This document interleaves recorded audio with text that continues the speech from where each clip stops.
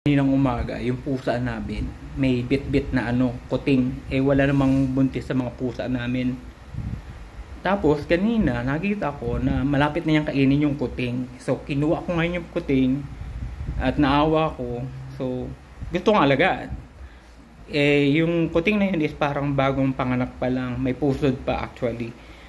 Tapos, since hindi ko na maalam kung sino may-ari nung kuting, or kaninong pusa or sinong pusa yung may anak nun.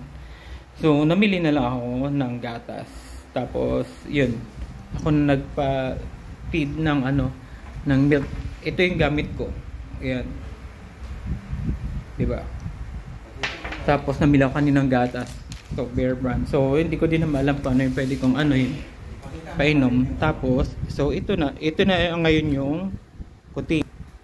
Ayan siya. White yung kuting. So, nanguha ako ng box. Tapos, yung boxer short ko, yun yung higaan niya. Di ba, nakakatuwa. Tapos, siya, as in, parang bagong panganak pa kasi hindi pa nakamula, tapos may pusod pa. So, ito yung pampainom ko ng gatas. Ayan. Dropper. So, ayan. Sana na lumakas siya tapos mabuhay kasi bagong panganak pa lang. Ayan. So ngayon ang day 1 niya, at saka ang pangalan niya, pinangalanan ko siyang Kiba.